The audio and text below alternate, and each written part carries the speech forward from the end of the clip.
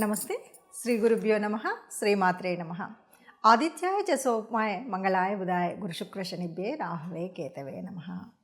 శ్రీమాత శ్రీ మహారాజ్ఞి శ్రీమత్ సింహాసనేశ్వరి చిదగ్నిగుండ సంభూత దేవకార్య సముద్యత. అందరికీ నమస్కారం. ప్రతి మాసంలాగానే మరి ఈ మాసం అంటే జనవరి 2025 ఫిబ్రవరి మాసం గాను మాస ఫలితాలు ఎలా ఉన్నాయి, ఇందులో ఉద్యోగ, వ్యాపార, వివాహ, విద్య, సంతాన విషయాల్లో ఎవరు ఏ రకమైనటువంటి ఇబ్బందులు ఉన్నాయి, యోగించే గ్రహాలు ఏంటి, యోగించినవి ఏమి అనేటువంటివి తెలుసుకోవడం కోసం చేస్తున్నటువంటి ప్రయత్నంలో ఈ వీడియోలో ఇందులో ఫిబ్రవరి 2025లో రెండవ పక్షం గ్రహస్థితి ఎలా ఉంది. గ్రహస్థితి కనుక చూసినట్లయితే మనకి వృషభంలో గురువు, మిథునంలో కుజుడు, అలాగే మరి కేతువు కన్యలో, రాహువు మీనంలో, మకరంలో రవి బుధుడు మొదటి పక్షం వరకు ఉంటే ఇప్పుడు రెండవ పక్షంలో రవి బుధుడు కుంభంలోకి వస్తూ ఉన్నారు. ఇక కుంభంలో ఇప్పటికే అంటే ముందు నుండి కూడా మొదటి పక్షంలో కూడా ఉన్నటువంటి శని ఉంటాడు. ఇది మనకు ఇప్పుడు ఉండేటువంటి గ్రహస్థితి. ఇక శుక్రుడు మీనంలో కనిపిస్తాడు. ఈ రెండవ పక్షంలో ఉన్నటువంటి గ్రహస్థితి ఇది. దీనికి అనుగుణంగా మరి ఫలితాలు ఎలా ఉన్నాయో చూద్దాం. 2025 ఫిబ్రవరి మాసంలో రెండవ పక్షంలో రాశి యొక్క ఫలితాలు ఎలా ఉన్నాయో చూద్దాం. దీనికి ఏంటంటే రవి బుధుడి యొక్క మార్పు మాత్రమే కనిపిస్తుంది. చంద్రుడు ఎలాగో 2.5 రోజులకు ఒక్కొక్క రాశి చొప్పున మారుతూ ఉంటాడు. ఇలా మారుతూ ఉన్నప్పుడు మరి ఒక్కొక్క రాశికి ఎలా ఉందో చూద్దాం. 2025 ఫిబ్రవరిలో మరి వృశ్చిక రాశి వారికి ఎలా ఉంది. ఇక్కడ వృశ్చిక రాశి వారికి సూర్యుడు తృతీయంలో అనుకూలంగా ఉన్నాడు అని చెప్పచ్చు. అయితే ఎప్పటి వరకు అనుకూలంగా ఉన్నాడు అంటే 12 వరకు అనుకూలంగా ఉన్నాడు, 13 మారుతున్నాడు. అంటే ఈ రాశిలో చెప్పాలంటే మిశ్రమ ఫలితాలని చెప్పాలి. సగం రోజులు బాగున్నాయి, సగం రోజులు ఒకలాగా ఉంటాయి కొద్దిగా. ఎందుకంటే సూర్యుడు మొదట 12 రోజులంతా అనుకూలం, తర్వాత మిగతా వచ్చే రోజులంతా ప్రతికూలంగా ఉన్నాడు. అట్లాగే కుజుడు అష్టమ సంచారం ఎలా ఉంటుందన్నది అందరికీ తెలుసు. ఎప్పుడు కూడా ప్రతికూలమైనటువంటి ఫలితాలే ఉంటాయి. ఎక్కడెక్కడ ఉంటాయి కుజుడు ఉన్నాడంటే ఒక భూముల విషయంలో, ఒక రక్షణ విషయంలో, ఒక ప్రయాణ విషయంలో, ఒక వాహన విషయంలో అనుకూలంగా లేదు. కాబట్టి ఏం చేయాలి, మనం ఏదైనా భూములు కొనాలి అంటే చాలా నిర్ణయం తీసుకొని కొనాలి, చాలా జాగ్రత్తగా కొనాలి, 1కి 10 సార్లు ఆలోచించాలి. ప్రయాణం చేసేటప్పుడు జాగ్రత్తగా వెళ్ళాలి, వాహనాలు వినియోగించేటప్పుడు జాగ్రత్తగా ఉండాలి. ఈ విషయాలు ఉండి వీటితో పాటు కోపం తెచ్చుకున్నట్టయితే సగం పరిస్థితులు అనుకూలంగా ఉంటాయి. అంటే భూములు, వాహనాలు, ప్రయాణాలు ఈ విషయాల్లో చాలా జాగ్రత్తగా ఉండాలి. ఇక బుధుడు మార్పు 3వ స్థానం నుండి 4కు మారుతున్నాడు.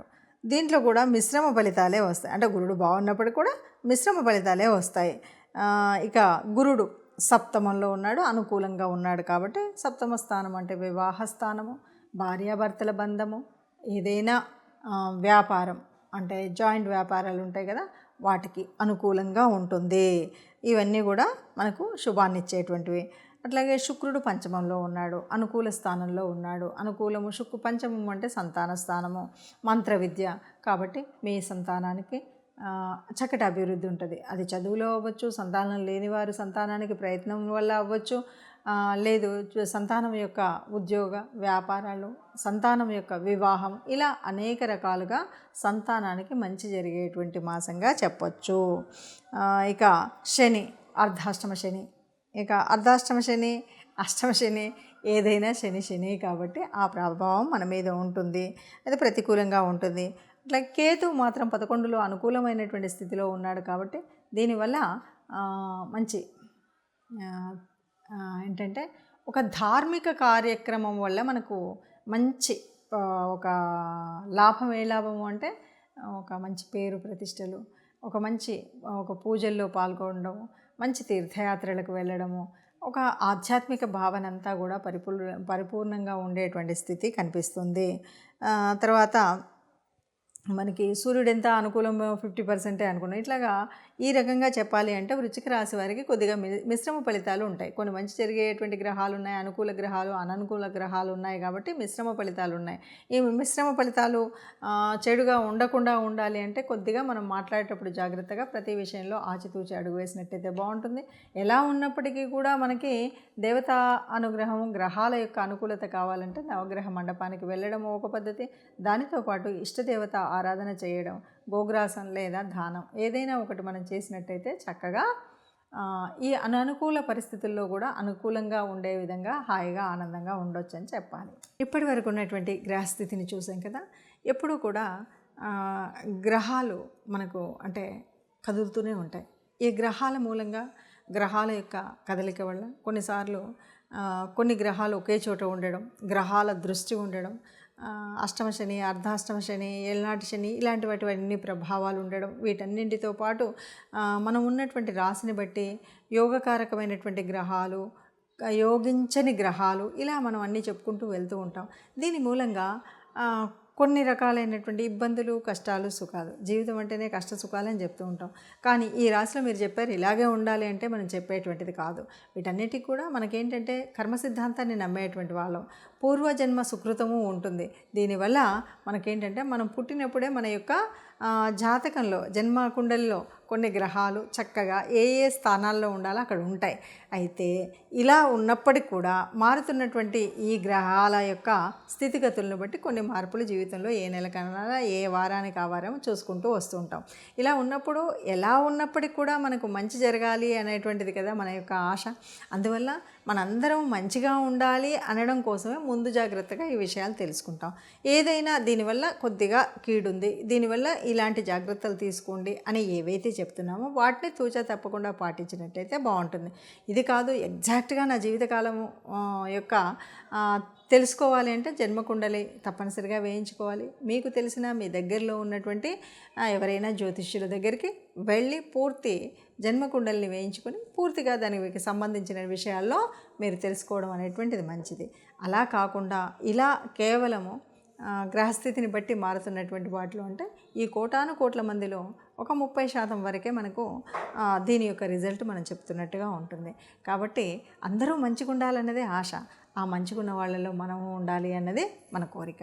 అందరూ హాయిగా ఆనందంగా సుఖంగా ఉండాలి. సర్వే జనా సుఖినో భవంతు. నమస్తే. ఇప్పటి వరకు ఉన్నటువంటి గ్రహస్థితిని చూసాం కదా.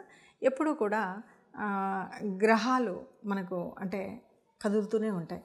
ఈ గ్రహాల మూలంగా గ్రహాల యొక్క కదలిక వల్ల కొన్నిసార్లు కొన్ని గ్రహాలు ఒకే చోట ఉండడం, గ్రహాల దృష్టి ఉండడం, అష్టమ శని, అర్ధాష్టమ శని, ఏళ్ళనాటి శని ఇలాంటి వాటివన్నీ ప్రభావాలు ఉండడం, వీటన్నింటితో పాటు మనం ఉన్నటువంటి రాశిని బట్టి యోగకారకమైనటువంటి గ్రహాలు, యోగించని గ్రహాలు ఇలా మనం అన్నీ చెప్పుకుంటూ వెళ్తూ ఉంటాం.